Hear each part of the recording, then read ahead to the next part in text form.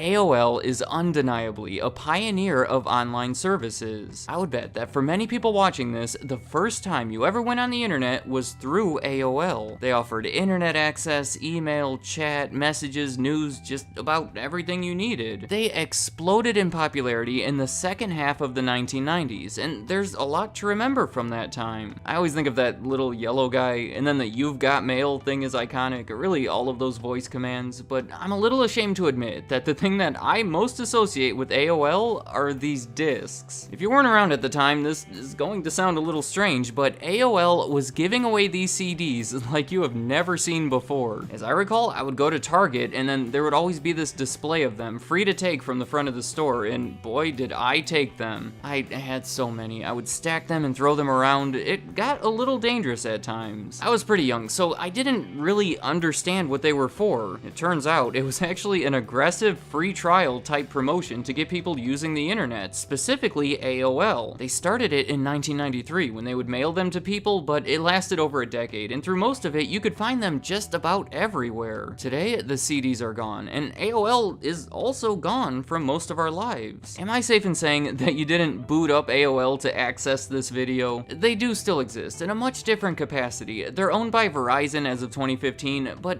what happened here? I want to take a look at one of the biggest names in internet history, explore how they got to that point, and ultimately explain what happened to them. The main guy behind it is Steve Case. In the early 80s, straight out of college, he started his career in marketing. First, it was over at Procter & Gamble working on campaigns for this shampoo. When that didn't work out, he left the company in favor of taking a job in the marketing department of Pizza Hut, which sounds way more fun, but he didn't stay there long either. Through his brother, he was able to connect with a man named William Von Meister, who happened to be the CEO of a company called Control Video Corporation. After a successful meeting between the two, Steve Case was hired on as part of their marketing department. Now, let me tell you about Control Video Corporation. Their core product slash service was, believe it or not, in 1983, a means for you to download video games over your phone line to your Atari 2600. It was called Game Line, and I know, it sounds like something that wasn't even possible at the time, but they were doing it. Despite being so far ahead of its time, GameLine was never all that popular. I'm afraid it may have been one of those things that sounds much better than it actually was. For one, the costs would add up so quickly. They would charge $60 for the equipment, plus a $15 membership fee in addition to the $1 per game. And then you didn't even keep the game. The $1 was just to rent it for a week or so. And then the selection of games was questionable as well. It sounds to me like the whole thing needed a little bit of tweaking. On top of all that, 1983 wasn't the best time to be involved in the video game business in general, because there was a massive crash in the industry. For those reasons, GameLine didn't make it, and Control Video Corporation was forced to shut down. But rather than giving up entirely, they chose to use some of their existing assets, including 10% of their workforce, to establish a new company called Quantum Computer Services in 1985. As you may have guessed, Steve Case was among the 10% of employees who made that transition when he was named Quantum's Vice President of Marketing. Now, the focus of the new company was somewhat similar to the old one. They used the same principles, but were able to tweak them into something that was far more attractive to the users. They forgot about Atari and instead teamed up with the PC maker Commodore to offer a service called Quantum Link, which was commonly shortened to Q-Link, because you can't expect people to say quantum all the time. It was a subscription service that you would access through your telephone line that actually had a lot of features, including news, games, software downloads, but quite possibly the most attractive part of it was the communication that it allowed. Specifically, these bulletin boards that allowed you to talk as a group, which of course means nothing today, but in 1985 it was a very attractive feature. It was essentially an early online network between users of Commodore computers. That explains part of their success, but I'd argue an even bigger part of it was teaming up with Commodore in the first place. You may not even know that name today, but at the time, Commodore was one of the biggest names in computers. To this day, the Commodore 64 is thought to be one of the best-selling PCs of all time. At their peak, in the mid-1980s, they controlled about a third of their market. A big part of their success can be attributed to their simplicity, in that you didn't have to be a computer genius to operate it. Unlike most of its competitors, it was sold in traditional stores rather than just specialty stores. The price tag was a reasonable $600 and actually played a big part in making PCs more mainstream. Considering that the Commodore 64 was an outrageously popular, easy-to-use PC, I'd say that it was the perfect means for Quantum to provide this service. It only took a couple of years for Quantum's revenue to be in the millions of dollars, which, remember, they were providing service exclusively through Commodore computers, mainly the Commodore 64, so the next logical step was to try to strike up deals with other computer providers. In 1988, they launched a similar service for IBM-compatible computers, and soon after did the same thing with Apple. And that was important. The details of it get a little tricky, but in short, those two teamed up to create a similar online service called Apple Link. When the two ended their agreement in 1989, Apple Link was changed a bit and released by Quantum as a nationwide network under the name America Online. Within 2 years, that became their most popular service, and it motivated them to make that the name of the entire company. Getting back to Steve Case, he started as the VP of Marketing when Quantum formed in 1985, was actually a big part in creating the service and growing its user base, and now, to go along with the big name change in 1991, he was named their new CEO. His early strategy for AOL was to target one small group at a time. I like to think of it like this. When you're eating a cookie, you can choke if you put the whole thing in your mouth at once, so ideally, you want to take some small, manageable bites. Just one example, they made a deal with the Chicago Tribune newspaper to create this news service where people could read and talk about the daily news. That formed a relationship and at the same time helped them build a presence in the Chicago market. They would continue along those lines, seeking out regions or communities that wanted their own online services. However, as the demand grew, AOL found themselves in a good position to take advantage of it and quickly switched their strategy into more broadly appealing services. That's when they really took off. I think that this graph shows it perfectly. Over this 8-year range, they grew 172 times larger, turning into a multi-billion-dollar company. Everything was coming together. In 1994, they hit 1 million subscribers. In 1996, they stopped charging those subscribers by the hour in favor of a flat monthly rate, which resulted in more subscriptions and more people spending more time on AOL. It's also worth mentioning that they acquired a bunch of other companies over this time. Most notably would be their 1998 acquisition of Netscape. So all of those factors, combined with the overall increasing popularity of computers in the internet and those free trial discs, can help explain that ridiculous revenue graph. Alright, here's where things went bad. You can say that it started in the year 2000 when Time Warner became involved. I don't want to get sidetracked by Time Warner, but I will say that they own Time Magazine and Warner Brothers, among other things, and by revenue were considerably larger than AOL. However, when looking at their market cap on the stock market at the time, AOL was far more valuable. So amazingly, using that strong stock price, AOL was able to buy Time Warner in what was the largest ever corporate merger in the United States history. The deal was announced in January of 2000 and finalized a year later. Including the debt transfer, it was a $182 billion deal where AOL would own 55% of the combined company and Time Warner would own the other 45%. Steve Case became the new chairman and Gerald Levin, the former head of Time Warner, became the new CEO. At the time, the whole thing was exciting. It was seen as ambitious and hopefully some revolutionary new things can come of it. That did not happen. In fact, it's now commonly cited as the worst corporate merger of all time, and let me tell you what happened. For one, these were two very different companies. The respective leaders had conflicting visions and didn't quite agree on which direction they wanted to take things. The cultures clashed with each other, and it's hard to be productive when everyone's on a different page. They thought that joining forces would propel them forward, but in reality, it just set them back. The second reason everything failed was a reliance on old technology. I'm talking about the dial-up modem going through the phone lines that we all associate with AOL. You know, all this nonsense.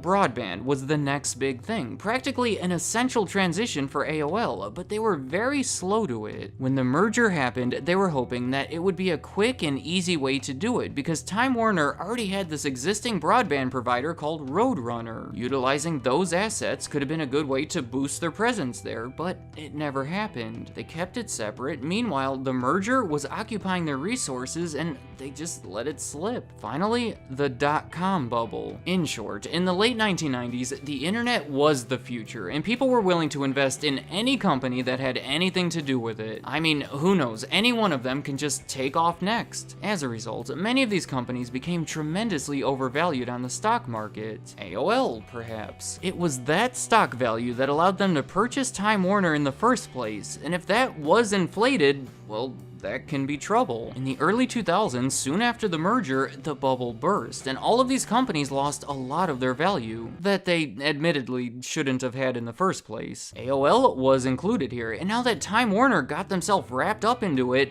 it was all bad. Just look at this. I don't recall ever seeing anything like this, because quite honestly, I am not sure if this has ever happened anywhere else. In 2002, that combined company, AOL Time Warner, reported a $98.7 billion loss, which I think you would agree is a pretty insane loss for a single year. When we look deeper into it, it actually stems from this $46 billion goodwill impairment, which is basically stating that AOL was now worth $45 billion less than they were saying before. So I think that does it. That's my overview as to what happened to AOL. They entered into this crazy, unsuccessful merger that I think almost anyone would agree was a mistake. Steve Case himself has made statements implying that to be true. It ultimately set them back. It made it difficult for them to keep up with the competition and further exposed them to the negative effects of the dot-com bubble burst. I consider that to be the true fall of the company, but as I said, they do live on today.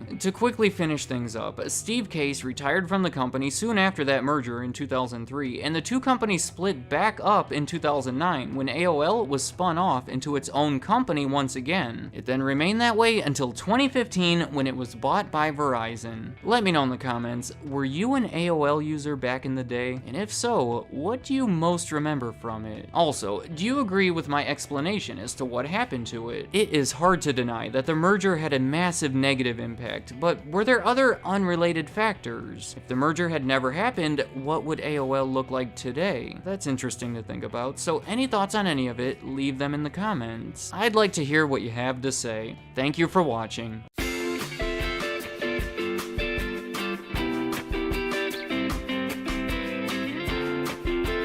Goodbye.